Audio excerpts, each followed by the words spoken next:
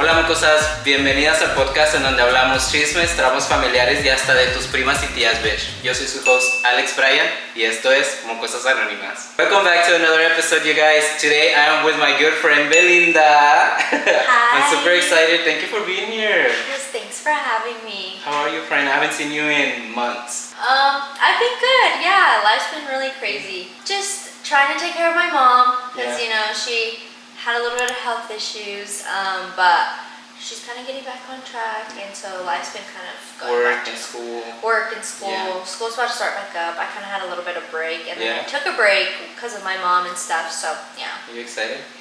I am, because I'm ready to just be done. Yeah. I'm close to being done. So You graduate. I'm trying not to put so much pressure on myself, so I could just finish, but I'm hoping that I finish within this year. To kind of give you guys a little backstory, so me and Velinda met in college, and as you can see in the title of the video, today we're going to be talking about first generation Immi GRADS. I'm a first generation college, well, I was a college student, I'm graduated now, but I'm a first generation, I'm an immigrant, so I've always been very prideful of that. Me and her got really close as I was already graduating, so we didn't get to spend a whole lot of time in college together, but that's when we first met. So Yeah. do you remember when we met?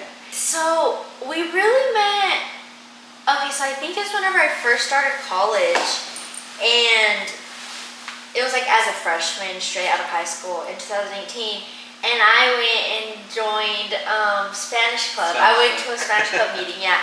And so we just kind of knew each other, I think, from there. Of each other, but we weren't, yeah.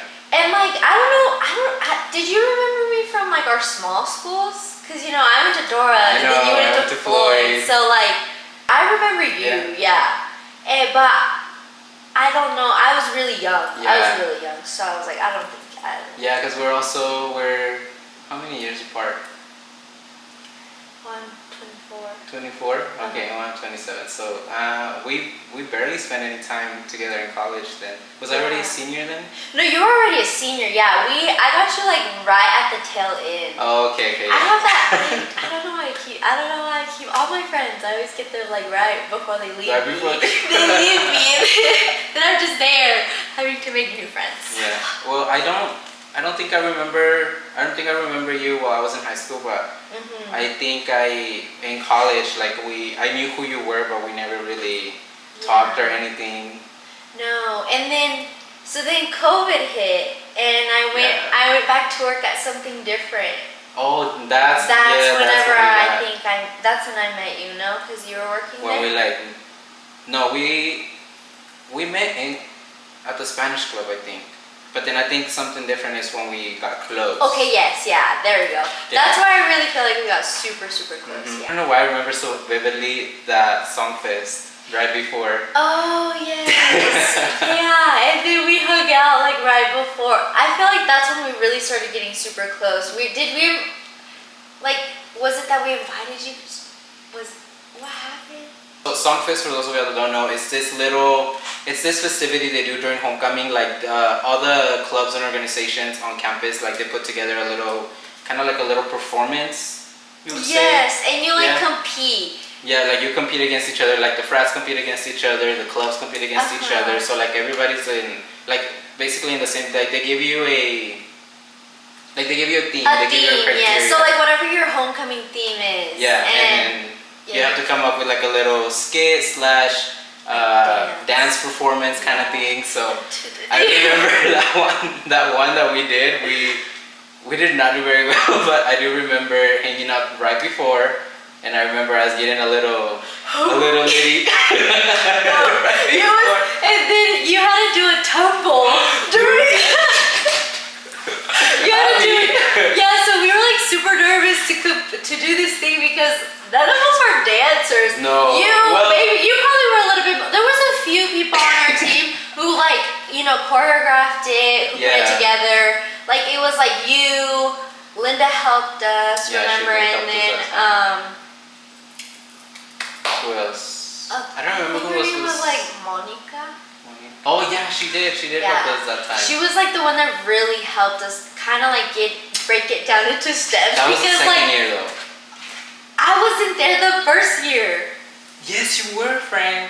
We did this together 2 years, I remember. What was the the second year wasn't that fun. I feel like the first year was the funnest one. Yes, I agree. Okay, so the second one is when we got Lily. The second was because the first one we placed that year. What was it, second or third? I don't remember.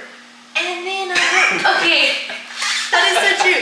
And then I remember that I think we kind of knew it wasn't gonna be that good, so we were very nervous because we kind of threw it together. It was not as choreographed. We didn't have the same choreographers from the year before. We were on our own. It looked a little ghetto. Yeah, it looked a little sloppy. But we knew that, and we knew that the bar was set high the year before, so we everybody had that expectation. We're like, yeah, no, it was kind of. And then, yeah, we just got a little tipsy to take the edge off. Take the edge off. But he had a tumble. Yeah. He had to do a whole. And he comes off and he's like, I almost biffed you because I was tipsy. Oh, but I landed it. Yeah. So. We're all fine. We didn't place. It's fine. Yeah, that one I think. Fun. I bet you. Okay, that's really I feel like what was the starting point of us getting super close. Yeah, super close. Yeah. I think so too, because if you think about it, in college we didn't party together. We really didn't. You know how when we were like, you were like, yeah, college parties, and I was like, I went to one college party with you, and we weren't even like that close at all. Like I just remember it was just like, hi, and I was within your group because I showed up with Jonathan. Oh. Okay, I remember. Oh my God, I could not remember. Yeah, because I was with some of the cheerleaders, but we weren't close yet. Yeah, and I was there because we pulled up, all of us. Oh my gosh, I forgot about that. Yeah. So we did party that one time, but we weren't close. We weren't close. But we've had our fair share of partying because one thing about us is once we got close to something different, we stayed close. We stayed, yeah, the whole time. And so I would always come to Lubbock and hang out. Yeah, because I moved to Lubbock peak of COVID, 2020, right after I graduated. I moved here, and then once COVID started getting a little better, you started coming over here. And then for us to go out and party and stuff. I don't know what it is about getting together with your long distance best friends. Yeah. And it's it just brings out. I saw a meme the other day. It was it just brings out it awakens the Jersey Shore cast or something like that. You and I cannot drink together, bitch. No. We cannot. Because I don't know. Somehow. So every time I end up throwing up. Every freaking time. Every single time. Yeah. And I'm not really one to get blackout wasted, but unless I'm with her. I feel like I don't even get that bad. Maybe there was 1 or 2 times, but I don't know what it is that it just happens to you every time. Yeah. And I'll go out other times where Velinda doesn't come, and I'm fine, and I don't drink that much, but just when you show up, we talked a little bit about partying, how we met. The whole point of the video is first generation immigrants. So let's get into a little bit of what the process was like getting into college. So you already mentioned that we both went to a really small school. So how was that? How was getting into college, applying and all that stuff for you at your small school? It was so. In Dora, we did this dual credit program. So I had already completed a lot of college credits before even going to Eastern. Yeah. And so that's smart. Yeah, so that was really helpful because I kind of just already had a foot in the door. So it wasn't that difficult choose it. The only thing that was kind of sucky for me whenever I was trying to decide where to go to school and stuff is just unfortunately I didn't have the fun, we didn't have the funds for me to go where I really wanted to. Yeah. I mean, maybe with scholarships and stuff, but it was also just scary going out knowing that I couldn't fall back on my parents because they wouldn't be able to be there. Yeah, they wouldn't be able to support that. And so my mom was really realistic with me whenever I started applying because I really wanted to, and I'm very I don't want to leave that far. So I'm I just wanted to go to WT or something, and then which is only 2 hours? Yeah, 2 hours away. If that. Bus downs. Go Hounds. They're gonna see this and gonna be huh? I know, right? I just had to kind of like settle for Eastern. Settle for Eastern. Which ended up being great because like Eastern is really like close knit. Yeah, it's a small school, but I mean it has its pros and cons. It has its pros. Yeah. It's funny that you said that you knew that your parents could not financially send you to like a bigger college, because I actually went through the same thing too. For the simple fact of like being an immigrant, I couldn't apply for FAFSA, or basically like financial help, other than like scholarships or grants. I couldn't apply for loans either. So everything seemed very expensive and very unrealistic, like you said, like going somewhere else. So for that same reason, I also ended up settling for Eastern, because I will be honest, that was not my top choice. But I don't regret it, because it was a lot cheaper, and I mean I was home the whole time, so I didn't have to pay for housing, I didn't have to pay for meal plans, so any of that stuff. So it's like the logical thing. It was like the logical thing. And maybe when we were 18, we didn't think that way, because we were like, no, like I want to leave, like I want to go somewhere else. But I'm glad I stayed. I'm glad I stayed at Eastern, because now looking back, I'm like, yeah, it was expensive, but it could have been worse. It definitely could have, yeah. And that's one thing too though about Eastern, is that it's super affordable. Like it's probably a lot, I mean for a 4-year is what I'm referring to. Yeah, for a 4-year. It's probably one of the cheaper schools in New Mexico. I think one of the years that I was in school at Eastern, I think one of those years they were ranked one of the top 6 in the US that were the most affordable. So like that's crazy to think of all the universities in the US to be like top 6 most affordable. We grew up in a mindset of like that, and like I had friends who were able to like leave and do what they, do. Granted, like scholarships could have definitely probably made it for me, but like with how my life ended up playing out, I'm so glad that I ended up staying too, because I feel like I really took like once like everything kind of went downhill with COVID, and then my dad passing away, and so then it was like, if I would have had to go through all of these things away from home, I think that I would not have been able to handle it. Or even continue school. Yes, I would have just came back like and been stuck or something, like who knows what would have happened. But one thing I am like, I'm really thankful for Eastern, because I work there now. Yeah, and so like, that's good too. I'm really thankful for them. They've really opened up a lot of doors. And working on campus also helps you pay. So that's the reason like why I went back, why I got a job there, is because my whole purpose was for like help there. Because I'm like, no matter what, they pay for 3 classes a semester, which is like a huge help. Granted, they don't pay for like fees or something like that, but it ends up being like $250 for the fees, $250 for the semester. Yeah, for the 3 the 3 classes.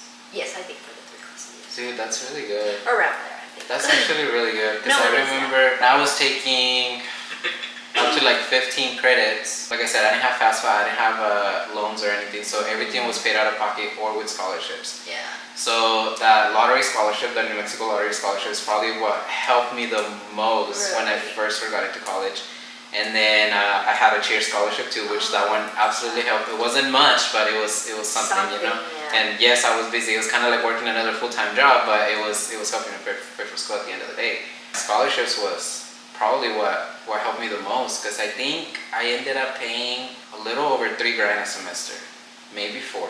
And that was already with the scholarships, because I think the lottery only covered like about $1,500 maybe, which that was like my biggest one.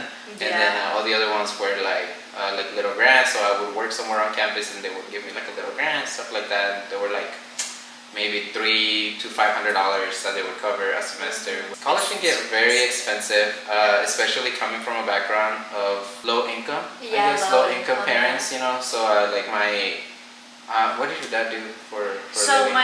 my dad for the longest time was working in dairies, but he ended up going to oil field, which they were a lot better off whenever that ended up happening. But we're talking about a man who like didn't know English, so there's like a lot of those barriers. So even in the oil field, he wasn't even making like what some of these kids can go and make in the oil field. Just because they speak. Just because, They speak the language, and so it just kind of like, I mean, granted, like they get paid like Berlin and stuff, and then the hours they work are crazy. So like it adds up, and he would make good money. But like when my dad was alive, it was like, wow, I had that little fallback because he had a good job, but you know, whenever he wasn't there, it was just my mom. So it was like. Did your mom work at all? She did, but I mean, she can afford only her own things, and she basically told me like, as long as you can pay for your things, like, then she's like, you can live here for free, like whatever. So that was nice. My dad also worked in the dairy. I already mentioned this before. My uncle, the one that adopted me. So like, my aunt and uncle adopted me, and then I call him dad now because you know, like forever. He also worked in the dairies, and up until this day, he still works at the dairies too. So like, we were financially okay, you know, like gracias a Dios nunca nos faltó nada, you know. Exactly, so like, techo, comida, todo, o sea, todo, siempre tuvimos todo as far as needs. However, wants, that was where like it wasn't always like, we didn't always have like the nicest things or anything, or things like that. But college that's when I really had to like ponerme pilas, because I was like, okay, I gotta work, I gotta pay for school. And while they helped me pay for school too, like I'm not gonna say I did everything on my own, because like they were a huge help too. But my dad got me a job with him at the dairy too, like I was working long hours, I was on cheer team, I was going to school, I was also doing the Spanish club stuff. So it's like, it was busy. It was now that I look back and think about it, it was like very draining. But like, the fact that I pulled through and like did all that stuff within those 4 years, like, well, 5, it took me 5 years to graduate, but because I also took time off. Because I couldn't afford it that one time. I had lost my daughter's scholarship. So I was like, shit, like now I gotta take some time off. You know, I can't afford $5,000 a semester to go to school. I took time off. I worked that entire semester. I went to college parties. Even though I was in school. Yeah, that's what I did. I was out partying. Didn't go to school. No, not enrolled, but here we are. Yeah, I mean, I saved some money. I saved up some money to pay off my little debt so I could re-register and get in debt again.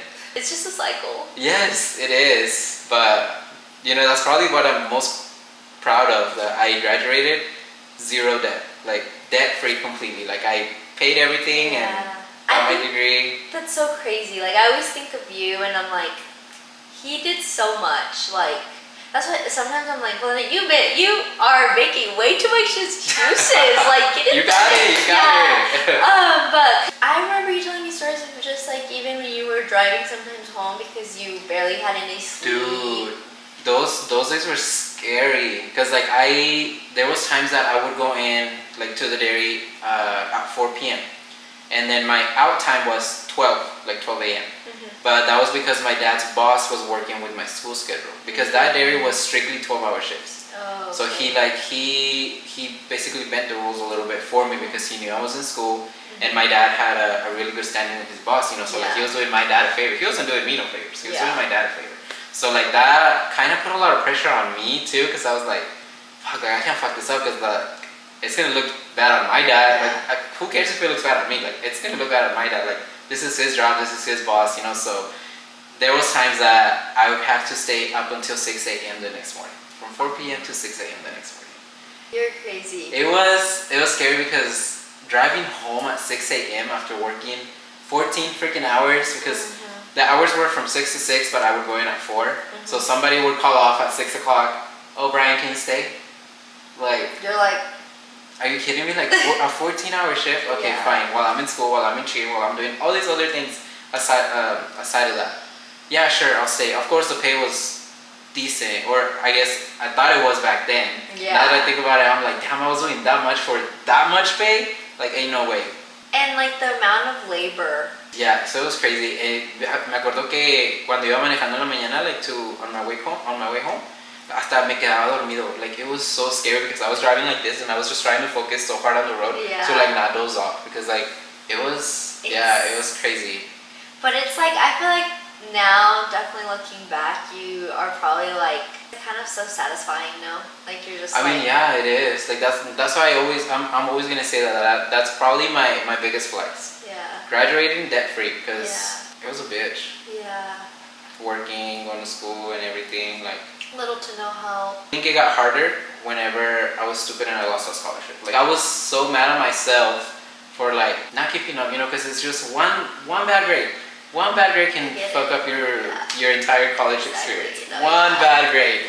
It's so hard when like those situations, because I feel like at least like us who I feel like need those things, like I just feel like it's different because like we already don't really get much help, and then we're already screwing up the help that we got, you know. It's like you're kicking yourself so hard, like what do you mean? And it like I feel like it takes a lot to move on from that and just to kind of get back up from that and just keep going. I think I always come back to like it's taking me forever to finish, but I'm like I keep coming back to the fact and that's what I keep coming back to, like, you know what, like it's my journey.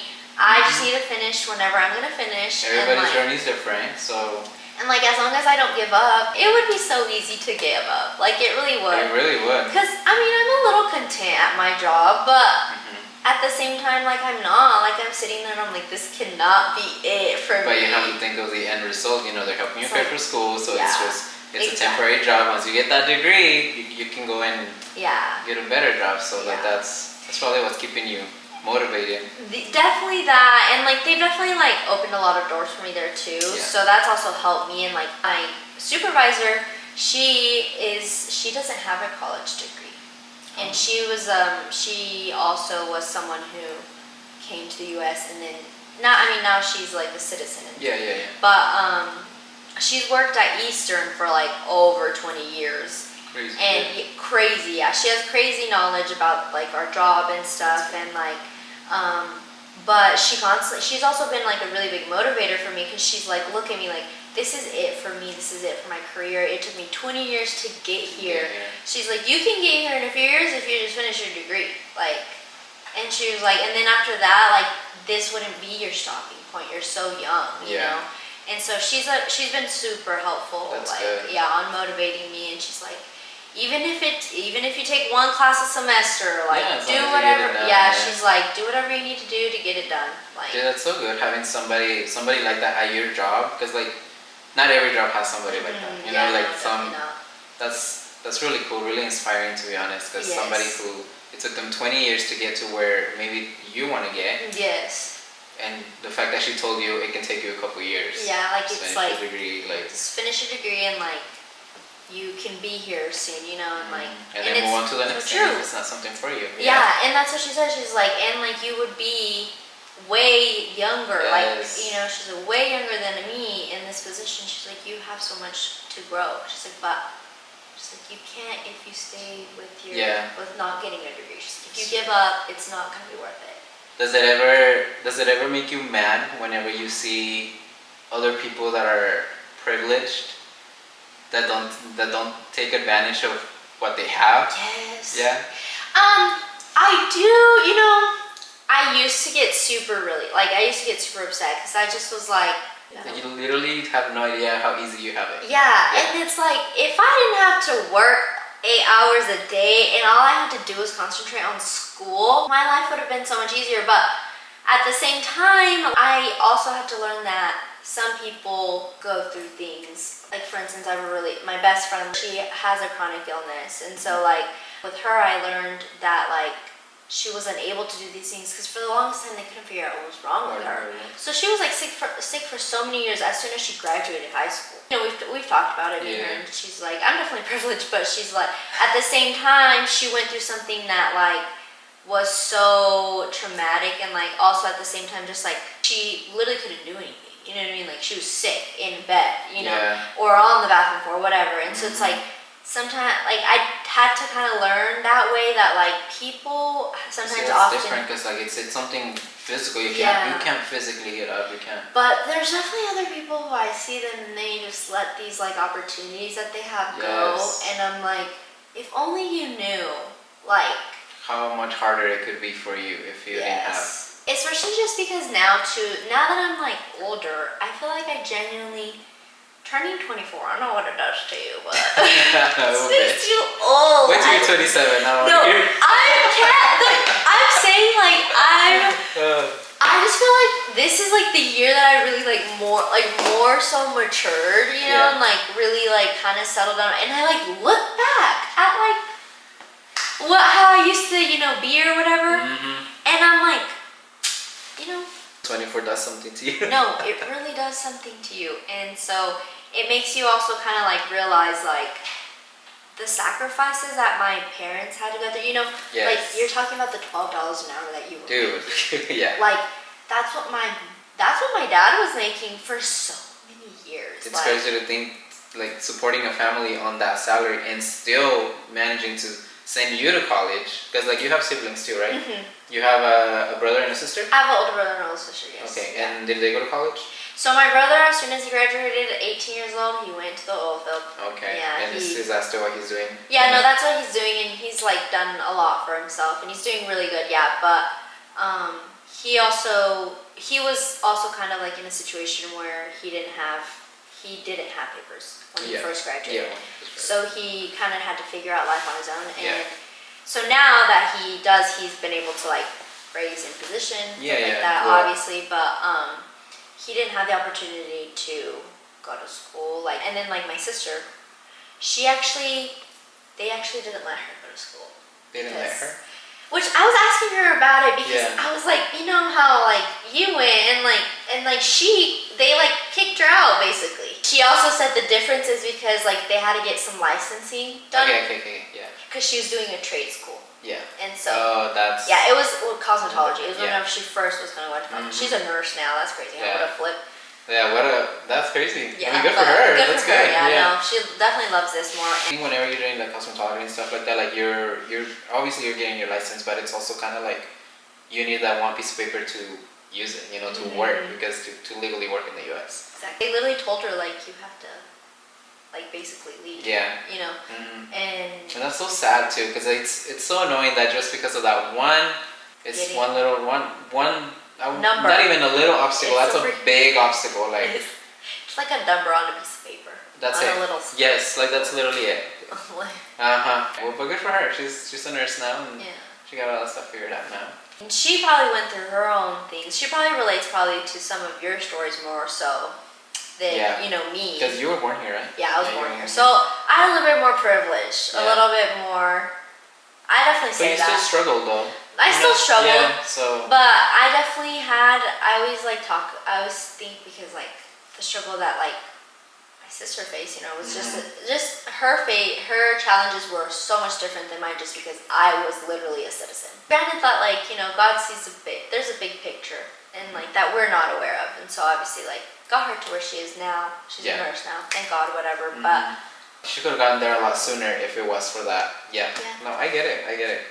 You mentioned that because you had that dual credit program in high school, it was a little easier for you to get into college. So were you just like automatically already accepted into Eastern because of that, or? Well, I had to do like the whole ACT, and then because I am a citizen, like I was like, I don't know if that like changes things. Does it make it less difficult? I don't know if you're. How was it for you? For whenever, me, I remember I took one dual credit class in high school too, because Floyd also offered it, but at the time I didn't take advantage of it because I wasn't even sure that I wanted to go to college because of that same reason, because I didn't have papeles. Yeah.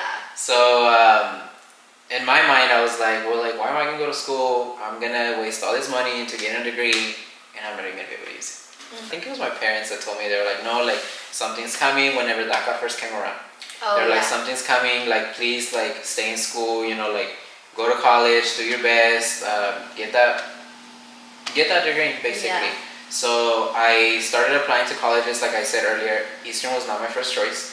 I really, really wanted to go to UNM.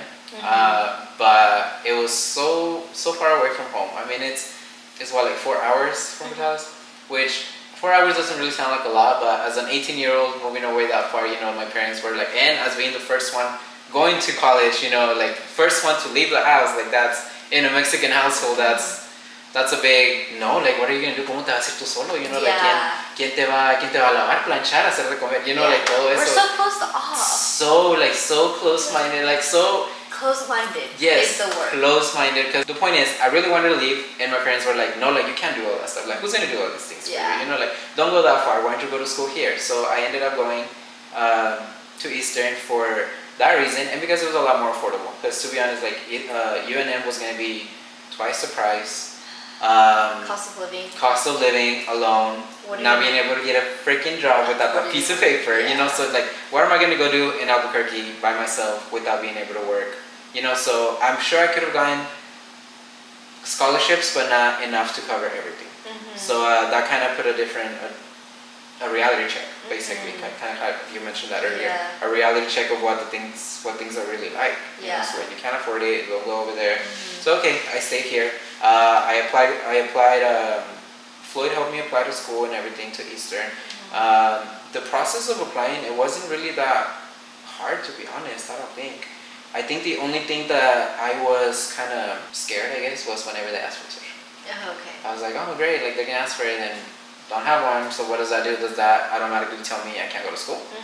But thankfully I got accepted, and I mean they never brought it up or anything. They never said anything. I got my degree, you know, so I mean, why would they, to be honest, because I'm paying for it.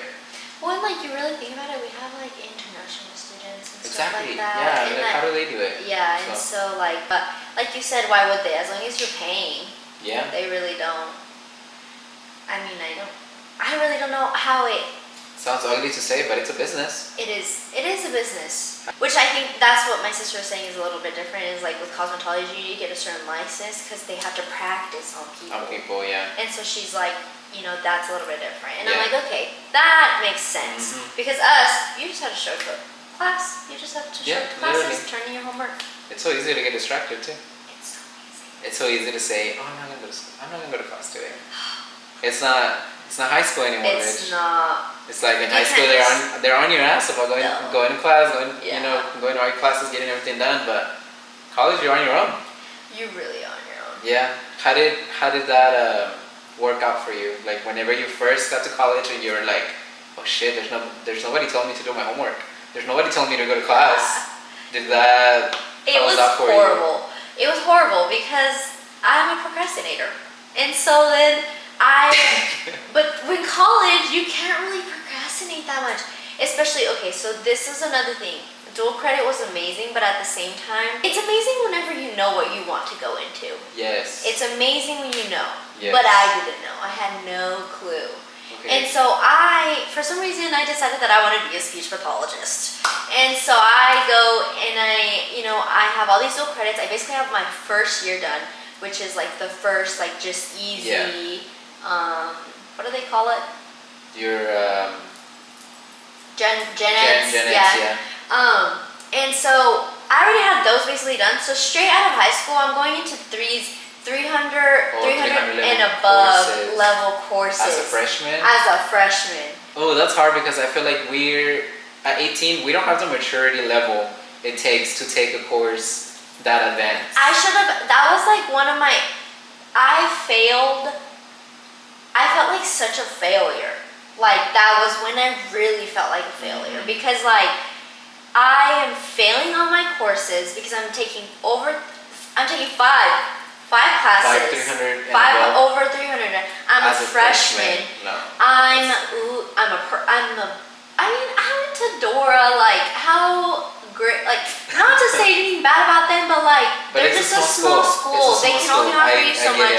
And I do think I'm very smart, but the thing is like if I apply myself and like of course Dora, I could just like look at the study guide right before the test because they gave us 10 minutes to do a little memorize the stuff, take the test, and I would pass. I got I had A+, and so I had great grades. I was super smart, like top. I mean, taking dual credit, going into college as a sophomore or junior, even junior. Yeah, basically. I was like pretty much, which like with speech pathology, it's a super hard degree. So it's like, it's a little bit more difficult degree. So I'd say not super hard, but a little bit more difficult. So it takes a lot more dedication.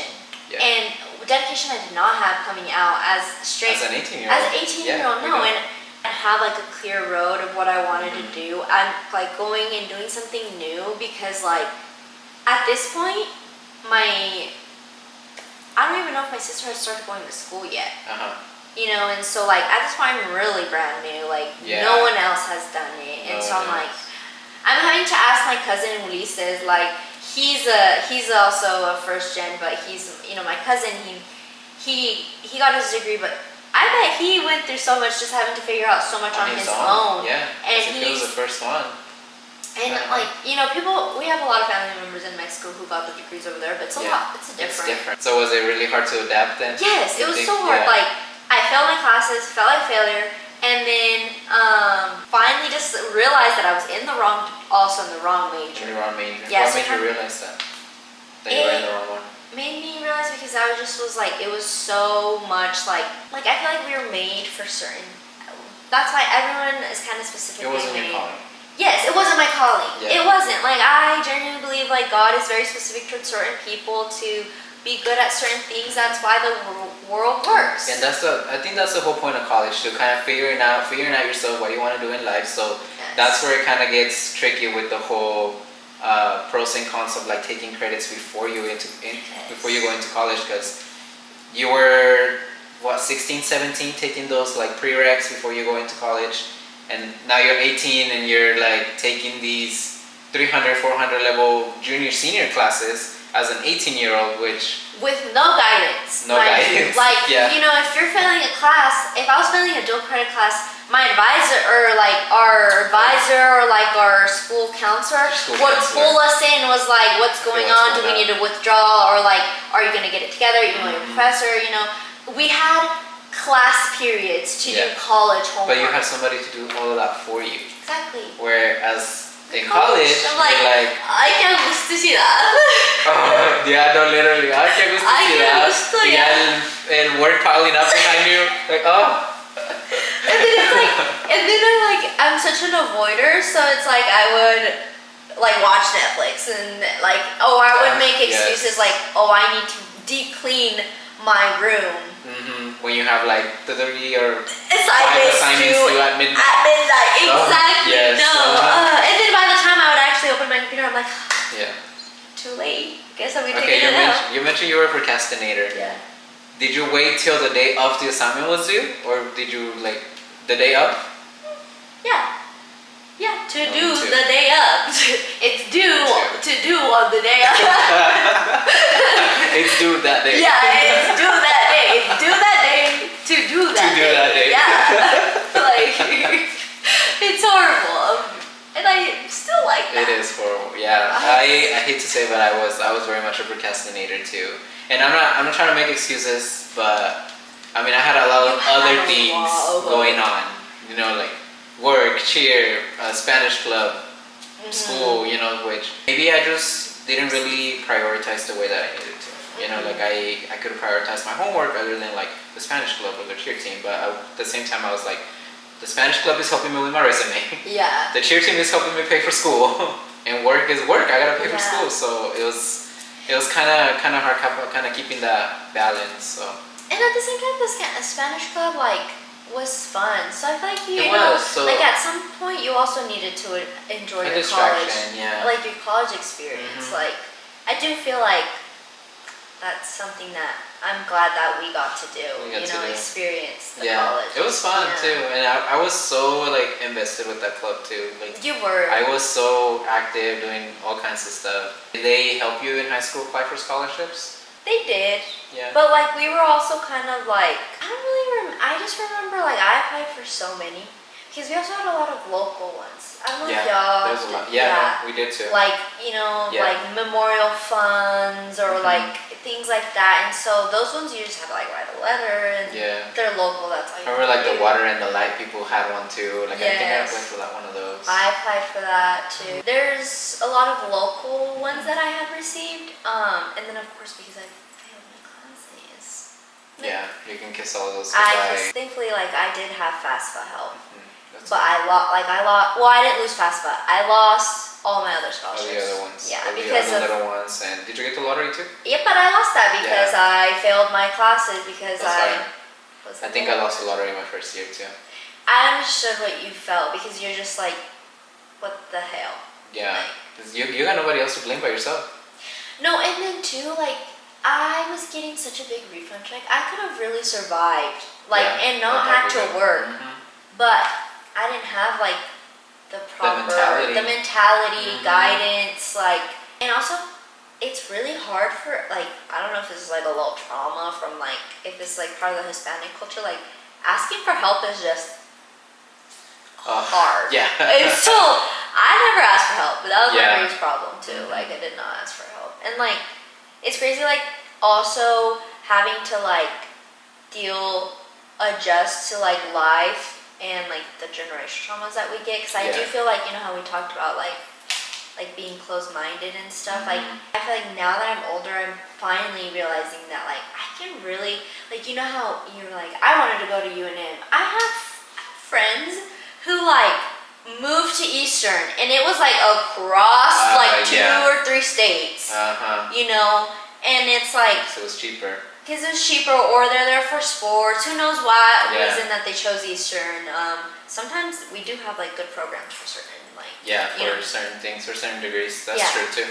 And so like I think that was really crazy too. Is adjusting to life with not being so close-minded. So not asking for help. Do you think that's like a pride thing in Mexican families? Yes, it is. It is because especially now that I've grown older and like.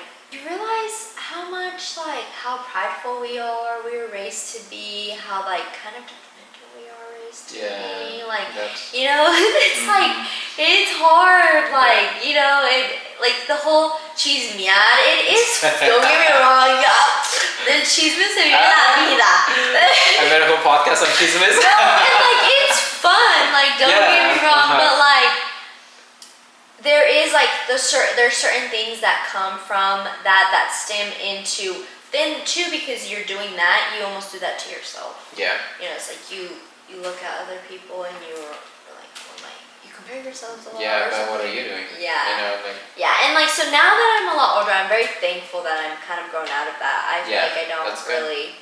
No, I agree. Yeah, but it's like I realize that it's something that like a whole like the Hispanic culture kind of does struggle with that. Or like the women in that are Hispanic, we struggle with our self-identity, I think. You know, just like our self-worth. That's better. Okay. Not identity, self-worth. Self-worth. Yeah, we struggle with that. And I really hate that because I feel like we're such beautiful women. Yes, you are. All of you. Like, I'm sure you experience so many things. Oh, I have. You know, like from just like how close-minded we you know, so it's just like and not just from being an immigrant, from coming out of state too. That obviously talked about the expense, how freaking expensive it is, how hard it is to stay accountable to keeping your grades up, because like they can slip fast and quick, and it's so much harder to get it back. And one thing is because we do have pride. Now that we're talking about like this whole help, asking for help. Lose the freaking pride and email your professors. Yes, please. Yes. I had to learn that the hard way. Like I would just take the L. Just take the L. Just give up. Take the F. No, that was hard to. Okay, that's so true because I don't think I emailed my professors a whole lot, and it wasn't so much about pride. I think it was more of like fear of like what they're gonna think I'm a failure. You know, like I didn't want my professors to think that. You know, like I always wanted them to think that I was trying. Yes, and I was more embarrassed. Okay, yeah. I was like embarrassed because I'm like, I expected more from myself, and I'm like, and I guess too because we're also from a small school. I think it comes from that, and like you know, we have these teachers that we were around for so many years, for years and years, and they expect so highly of us, and so it's like you bring those expectations to college. These professors that's like an extra set of pressure that you got on you too, like behind you, like they're watching you, they're expecting you to do good things, you know. So that's so true too. I never thought, honestly, I didn't really think about it until just now. Like the whole small school, I think that, and then too, like you bring also that to college, thinking that they have those high expectations, and you don't want to let them down. Yeah, exactly. So it's just like I was embarrassed, like I was just like scared. Because you don't want to let them down, you don't want to let your parents down. You're embarrassed to ask your professor. And then all of a sudden you're just failing your class. Yeah. You're just a failure in general. So then you are. So you are letting everybody else down. So you are letting everyone down. Well. So just email your professors. So ask for help. Ask for help. Moral of the story, ask for help. Because that's one thing too, is like. That's what those resources are there for too. You know, like go to your advisor, go to your professor, you know, get all the help you need whenever you go to college, because those resources are there for a reason. Yeah, they're for a reason. Exactly, yeah. And no matter how many times they told us that too in college, like I didn't use them a lot either. And and I wish that I did. And I do now more. Yeah, that's good. And I do email my professors more now, now because I'm an adult. And two, maybe back then I felt like I didn't have, it was embarrassing too because back then I really didn't have an excuse. Now, life, you know, you had actual, you had 3 jobs. And so, me, I sometimes can make an excuse that I just have a job and life does get busy just like that with that and my mom. But I think that somebody had to tell me, they're real people too. Yeah. They're real people with real lives. They know that it gets crazy sometimes. No, that's true. I honestly wish I would have used those resources a lot more too. I wish I would have asked more questions. Who knows how much better I would have done if I would have asked for more help. Support, a little bit more support too. Yeah. Because that's it all just stems from just not knowing how to act, not knowing how to ask for help but I think it all stems just the same thing, not knowing how to ask for help, being closed-minded because I don't even know. Half the time you don't even know, or they do tell you, but you just kind of ignore it. Yeah. ¿Qué será? I guess it could be pride. Pride or is something just kind of oh well, I can figure it out. I'll figure it out. Because I feel like that's one thing I always tell people. I'm survival mode. That's what I feel like Hispanics have always been on. Yes, always. But I think it's also really nice that we are doing these things because you know that we're our kids are gonna have better lives. Yeah, and because we went through it, they're gonna have somebody to. It's funny because the last episode with my brothers, one of my brothers is about to go into college. Oh my gosh, yeah. So I brought that up and I told, because he asked me, he said, what's something that you wish you would have had when you first started college? And I told him, I was I wish I had a me. He's gonna go to college in Mexico, which is different, but if there's anything that I can guide him or anything like that, I told him, I was just reach out to me, I would try to help you as much as I can. Yeah. Because he's the one that's actually considered college. So honestly, I really did wish I had a me, somebody to tell me, go to a community college before you go to university. It's a lot cheaper. It's a lot cheaper. You're gonna get your associates. You're gonna get the same freaking degree, just half the cost. Then go get your bachelor's at a university. And if I would have been smarter, I could have used that same lottery scholarship to pay for my associates, bachelor's, and master's. It pays for 4 years at a 4-year university, but it doesn't count the 2 years out of college. But it pays for it. I don't know if you knew that, but somebody told me that. It pays after. for. So technically, if you know how to do it, it can pay for up to 6 years instead of just 4. Yeah, I can't remember who told me that. If you go to if you go to a community college first to get your your first 2 years of your prereqs or whatever, which actually it could have paid for your master's too, because you got all your prereqs in high school, which all of those are paid for when you're in high school. You don't have to pay a penny. But I was stupid. Exactly, but you're just not stupid, but exactly. That's but you just didn't have the maturity, whenever you went into college. So that's kind of hard. But if I would have, if you would have known, that's interesting. Yeah, if you would have known, you would have been damn, I can pay for my bachelor's and master's with that same freaking scholarship. Well, now I think it's pretty much they pay for pretty. It's 100% paid if you go to school in New Mexico, I think. Oh yeah, they did pass that law. Yeah. A couple years ago. It's with the lottery. It's once I graduated. Yeah. So now it's a little bit different. Yeah, but I bet you probably have to be a citizen to qualify for that. Oh yeah. It was so crazy, apply when people would apply for scholarships and interview you, and then oh yeah, you know what I mean, they would you kind of interviewing for a job. Yeah, but and then you had to talk about an experience, and people who really went through genuine crazy experiences, they would consider you for it. Yes, and you know what's crazy is tell that me why you need this money. and I'm really sad that I never I wish I would have been more open about how being raised with immigrant parents, because I could have talked about that. Yeah. And I was so afraid. I literally talked about something so stupid. I didn't even get an interview because it was because it was some BS. Yeah. So instead of actually talking about your experience. Our genuine I brought we were going through a lot there But yeah, I mean, growing up, you always grow up with that fear. No, you can't talk about that. You can't tell anybody these things. No, sí, porque I I used to get like nightmares before my parents got like. I would get nightmares that they wouldn't leave me. Yes. I would be here by myself. And that's hard because there's people that don't understand that fear. Like they know they never have to grow up scared. Would you say that you were really good at managing your time when you were in college? Absolutely No. I'm still not good. No. It's a struggle. Yeah. I think because I'm a procrastinator. Yeah. And so it kind of seeps into every aspect of my life, and so I think I just wait until, that I've gotten a little bit better now that I'm getting older. I'm especially now that I have more responsibilities. Responsibilities. But I'm 24 years old. I'm barely learning time management. Yeah. Yeah. So, there's also other people who are a lot better. They have more, different personalities that might make them to be more driven too. Because I feel like you're a very driven person. Yeah. You're very goal oriented, and you're very driven. I feel like only somebody who's as goal oriented or driven as you can do what you went through. No, because looking back, the other day I was looking at my calendar on my phone. I was I was so freaking organized when I was in school. Because I literally had everything on my calendar from 6 a.m. when I would go to practice till 12 at night when I would get off work basically. Yeah. So I wasn't home from 6 a.m. to 12 p.m. To 12 a.m.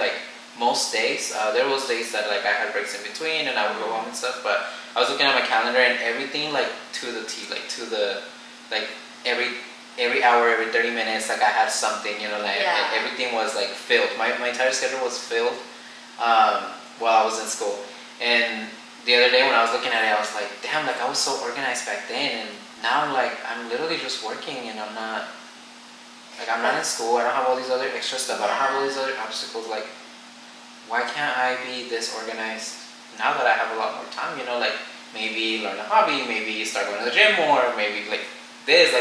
That's why this whole podcast idea came about too, because I was I have all this time now that I'm just working. I'm not using my degree, I might as well use it here, on my own, nobody wants to hire me, I'll use it here, I'll do my own thing. Whatever. I'm going to put those skills to use, I don't want it to just, that freaking $30,000, $40,000 piece of paper is not going to just sit there and collect dust, I'm going to use it too, so. I think that my time management was a lot better when I was in school, and then it definitely got worse when I moved to Lubbock, and then I'm slowly trying to get back into that. Having a routine, waking up, going to the gym, going to work, cooking. I'm not the best cook, but I try to, learn, take the time. But you were also put in these circumstances that you had no choice but to be that organized, or else everything was gonna fall apart. Basically, you had so much going on that you had no choice. I feel I kind of had to learn how to because I don't have as much going on as that, and so I feel learning now. And so I feel now, now that you don't have as much on your plate, I think that's probably why it made you feel a little you're well, that's fine. I'll go to the gym later. Yeah. And then later comes tomorrow, and And then I don't go. And so now I bet you we're probably in the same boat now, where we're both. I'm barely learning it, but you're having to kind of relearn it with your real life, just day to day now. So yeah, that's true. So time management's a bitch when you're in school. So and you have to relearn. Obviously, when you get out. Yeah. Here we are. Yeah, because you graduate, you're now what?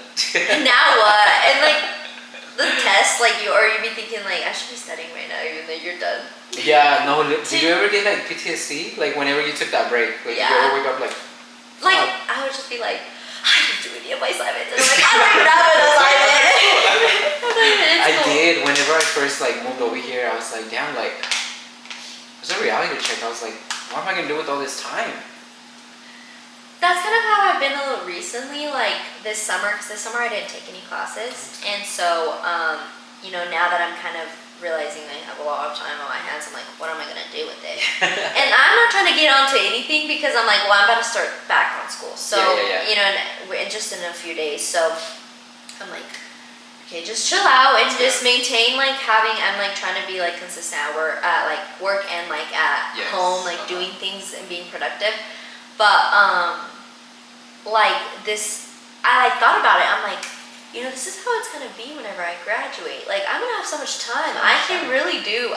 I need to figure out what I like to do, what hobbies I like to do. You're gonna find yourself again. I know. Like figure out. I'm not a podcast girly, but. Yeah. Like you are. I became like listening like to podcasts and stuff last year. I thought a lot of them are so like informative. A lot of them are funny. You know, like they're entertaining. And whenever I started listening to them, I would listen to them at work. Like I like in the mornings, like you know the restaurant. Like we got close at a restaurant. In the mornings when you open it, you put my AirPod in, and then I'm doing my stuff and I'm listening to a podcast like almost every day. Yeah. So they're fun to listen to.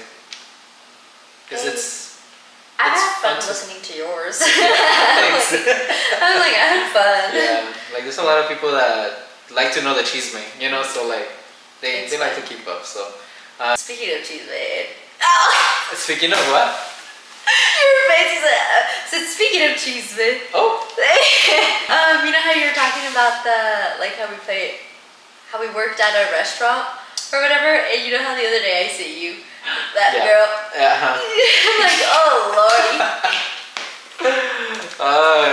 And this is gonna go back to Pueblo Chico, Infierno Grande. Infierno Grande. Ay, Dios. That was a good title for it, huh? Yes. I was like, that's a good name. Yeah, no, that was a good. So if you haven't watched it, go watch it. Definitely. Yeah, because on that one we mainly talked about like our experiences with our small high school.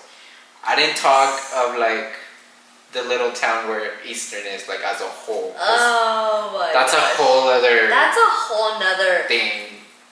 Can you invite me when you talk about that? Yeah. Okay, that'll be another episode. Yeah, another episode. Plan. If I want Velinda back, yeah, leave it in the comments. Let us know. Yeah, no, because it would be fun to talk about. It would be, yes. We got a lot of stories. A lot. Yeah. Dude, no. Especially because we are very like, in other terms are racist, but you know they're close-minded. They're also uncultured.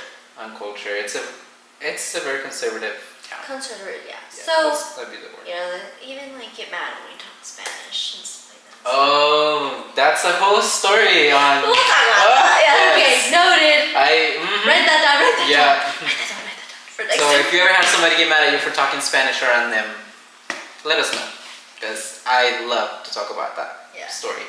Yeah. I'm also not one that's like super smart. I'll be completely honest. Like I'm one of those that kind of it takes them a little more time, or like it's a little harder for me to grasp on things than other people that can get it right away. You know, like I have to work twice as hard to like learn a lot of that stuff. So it was hard. Like I didn't graduate top of my class. I'm not the smartest, but you know soy very driven, like you said. Yeah, like I'm very goal oriented. You know, like. Y es lo que se necesita para hacerla en esta vida, la verdad. Just to be like goal-oriented and career-driven, like, just because like, I mean, don't get me wrong, it is hard to live, but like. There was something I saw one time that said, si no puedes sobresalir con talento, sobresal con esfuerzo.